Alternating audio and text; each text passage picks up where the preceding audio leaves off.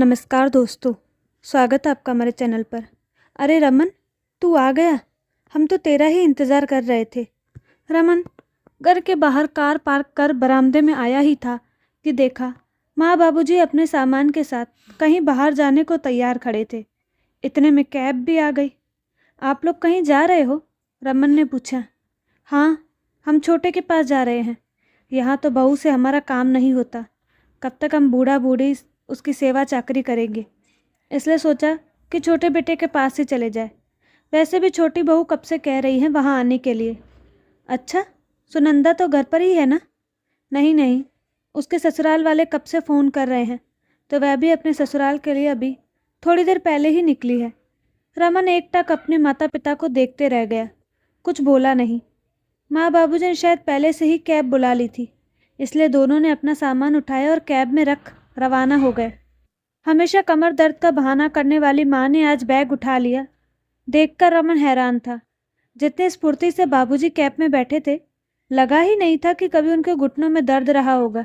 और सुनंदा, जिसे अपने ससुराल में हमेशा कमी ही कमी नजर आती थी और पिछले 2 महीनों से ससुराल जाने को तैयार नहीं थी, वह भी आज अपने ससुराल रवाना हो गई। कुछ देर रमन वहीं खड़ा रहा, अपनों की एहसान फरामोशी को देखते हुए। थोड़ी देर वहां खड़ा रहने के बाद अंदर गया तो देखा पूरा घर अस्त व्यस्त था। सब तरफ सामान फैला पड़ा था। 3 साल का चिन्मय शायद सुबह से नहाया नहीं था, पूरा गंदा हो रखा था। और 5 साल की वानी, बाल पूरी तरह से उलझे हुए और कपड़े भी गंदे पहने हुए थे। बेचारी दूध ब्रेड से ही अपना और अपने भाई का पेट भर रही थी। ब्रेड सेकना तो क्या आता होगा, इसलिए कच्ची ब्रेड ही दूध में डुबो डुबो कर दोनों भाई बहन खा रहे थे। उसमें भी बर्तनों का कोई पता नहीं, दूध की भगोनी ही लेकर बैठे हुए थे, जबकि ब्रेड का पैकेट जैसे तैसे फटा हुआ उसी में से ब्रेड लेकर खा रहे थे। साफ पता चल रहा था कि माँ बाबूजी और सुनंदा ने सुबह से कुछ भी काम नहीं किया था। अंदर अपने कमरे में गया तो देखा शोभना पलंग पर लेटी अपनी किस्मत पर रो रही थी। रमन को देख अपने आंसू साफ किए। तुमने कुछ खाया या नहीं? रमन का ये सवाल सुनते ही शोभना जोर जोर से रोने लगी। रमन जानता था उसने कुछ नहीं खाया होगा। माता पिता और बहन ने कुछ बनाकर दिया नहीं होगा और फ़ोन से ऑर्डर कर नहीं सकती थी, क्योंकि उसका मोबाइल तो खुद रमन ने तोड़ दिया था। क्या गलती थी मेरी? मैंने तो सबकी सेवा की हमेशा, बदले में ये सिला मिला। मेरा पैर क्या फ्रैक्चर हुआ कि सब मुझे छोड़कर चले गए। मेरे बच्चों की तरफ भी किसी ने ध्यान नहीं दिया। गलती तुम्हारी नहीं है, गलती मेरी ही है। मैंने ही उन लोगों को तवज्जो सबसे ज़्यादा दी थी, तुम लोगों से भी ऊपर। हमेशा उनकी बात मानी, तुम्हें भी ज़बरदस्ती हर बात को मानने पर मजबूर किया। पर जब आज मेरे परिवार को उनकी ज़रूरत थी, वो लोग मुझे छोड़कर छोटे के पास चले गए। रमन ने शोभना के आंसू पोंछते हुए कहा, तुम फिक्र मत करो, मैं हूं ना, मैं संभाल लूँगा। बस तुम हिम्मत बनाए रखना। ठीक है, रमन ने शोभना का चेहरा अपने दोनों हाथों में लेते हुए कहा। ठीक है, शोभना ने भी जैसे तैसे हिम्मत करते हुए कहा। मैं अभी बाहर से कुछ ऑर्डर कर देता हूँ खाने के लिए।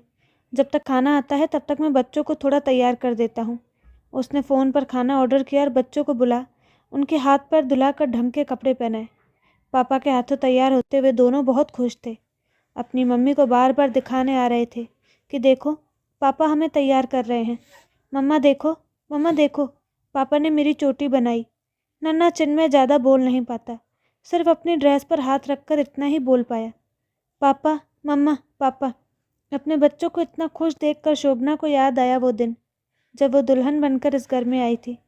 रमन घर का बड़ा बेटा, सास ससुर, देवर प्रवीण और एक शादीशुदा ननद सुनंदा थी, जो अपने ससुराल में कम और मायके में ज़्यादा दिखती थी। बेटे से पहले बेटी का विवाह किया गया था।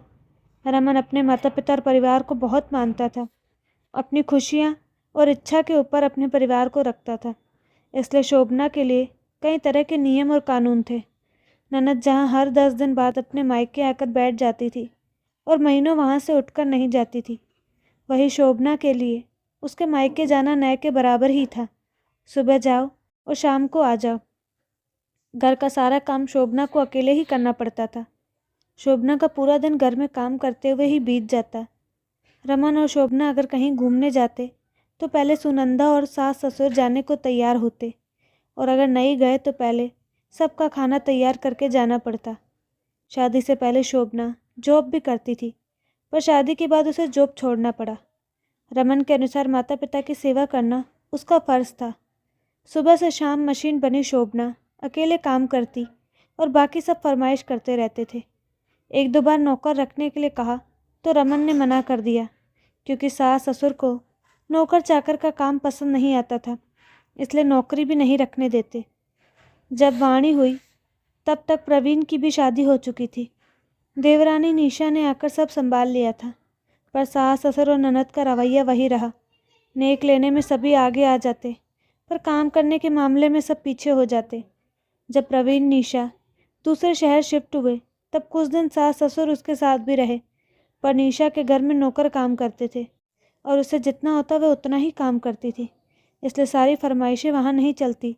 तो सास ससुर शोभना के पास रहना ही पसंद करते, क्योंकि वो जानते थे यहाँ रमन के रहते शोभना की मनमर्जी नहीं चल सकती। अभी सप्ताह भर पहले ही अचानक बारिश का मौसम हो गया तो सुनंदा ने उससे आवाज़ लगाई, भाभी बाहर बारिश का मौसम हो गया है, फटाफट से कपड़े ले आओ। रसोई में पकौड़ी तलते हुए शोभना शायद फ़ोन पर भी बात कर रही थी, इसलिए उसने सुनंदा से कहा, दीदी मैं पकौड़े तल रही हूँ, आज कपड़े आप ले आओ प्लीज़। तुम्हें शर्म नहीं आती? तुम्हारे रहते सुनंदा कपड़े लेकर आएगी, सासू माँ चिल्लाई। उनकी आवाज़ सुनकर रमन बाहर आ गया। क्या हुआ माँ, क्यों चिल्ला रही हो? देख तेरी पत्नी को कामचोर होती जा रही है, सुनंदा से काम करवा रही है। अब हम बारी होते जा रहे हैं इस पर। नहीं होती सेवा तो बोल दे, हम छोटे के पास चले जाएंगे। ऐसे कैसे कह रही हो माँ, मैं अभी समझाता हूँ। शोभना शोभना लगभग चिल्लाते हुए रमन रसोई में आ गया और शोभना के मोबाइल को फेंकते हुए ज़ोर से शोभना को डांटने लगा। रमन ने डांट लगाई है तो अपने हाथ धोकर रसोई में काम करती हुई शोभना को ही छत पर भागना पड़ा। कपड़े उतार कर लाते समय रास्ते में पैर फिसला और सीढ़ियों से नीचे गिर गई और पैर फ्रैक्चर हो गया। शोभना की चीखने की आवाज़ सुनकर रमन दौड़ता हुआ आया और उसे गोद में उठा फटाफट कार में बैठाकर हॉस्पिटल लेकर गया, जहाँ उसके दाहिने पैर में मेजर फ्रैक्चर बताया गया, जिसे ठीक होने में लगभग 1.5 से 2 महीने लग जाएंगे। 4-5 दिन तो शोभना हॉस्पिटल में ही रही। उसके बाद रमन उसे घर लेकर आया तो असली परेशानी तो अब शुरू हुई। सास ससुर ने निशा को फ़ोन कर दिया कि वह आकर यहाँ संभाल ले, पर निशा जानती थी कि वो शोभना की सेवा करने के लिए नहीं बल्कि खुद की सेवा करने के लिए बुला रहे हैं। वो जानती थी कि अगर वह आने से मना कर देगी तो वो लोग खुद से यहाँ आ जाएंगे, और यही मौका है रमन की आंखों पर से अपने माता पिता और बहन के नाम की पट्टी हटाने का, नहीं तो बेचारी शोभना जिंदगी भर परेशान होती रहेगी। मौका देख उसने अपने कमान से ही तीर छोड़ा।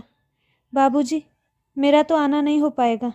शाम को तो माँ और सुनंदा ने जैसे तैसे खाना बना दिया, लेकिन दूसरे दिन रमन ऑफिस में कुछ दिन की छुट्टी के लिए कहने गया। तब वापस लौटा तो देखा माँ बाबूजी घर से छोटे के पास जाने के लिए रवाना हो रहे हैं। इतने में खाना आ गया तो रमन खाना लेकर कमरे में आ गया। चलो बेटा, आज पापा तुम लोगों को खाना परोसेंगे, यहाँ जल्दी से आ जाओ। रमन की आवाज़ सुनकर बच्चे कमरे में आ गए और शोभना के पास जाकर बैठ गए। आज पहली बार रमन, शोभना, वानी और चिन्मय ने साथ में खाना खाया। थोड़ी देर बाद रमन के फ़ोन पर शोभना के लिए निशा का फ़ोन आ गया। माफ़ करना भाभी, मैं नहीं आ पा रही हूँ, लेकिन अब कम से कम भैया की आंखों पर अपने परिवार के नाम की जो पट्टी बंधी थी वो हट गई होगी। वैसे फ़िक्र मत करो, मैंने एजेंसी में बात कर ली है, कल वो लोग मेड भिजवा देंगे घर पर। भैया से कहिए सब संभाल लेंगे। थैंक यू निशा। अरे आप मेरी बड़ी बहन हैं, इसमें थैंक यू की क्या बात है। साल का अंत चल रहा है और मैं अपने परिवार के लिए कुछ भी नहीं कर पा रही हूँ। सबसे बड़ी खुशी की बात है भाभी, इस साल के अंत में भैया को समझ में आ गया है कि कुछ रिश्ते स्वार्थी होते हैं, उनके लिए अपनों का मन नहीं मारना चाहिए। कहकर निशा ने फ़ोन रख दिया। तो दोस्तों, आपको कहानी कैसी लगी अपनी राय कमेंट बॉक्स में ज़रूर दें और साथ ही हमारे चैनल को लाइक शेयर सब्सक्राइब करना ना भूलें। धन्यवाद।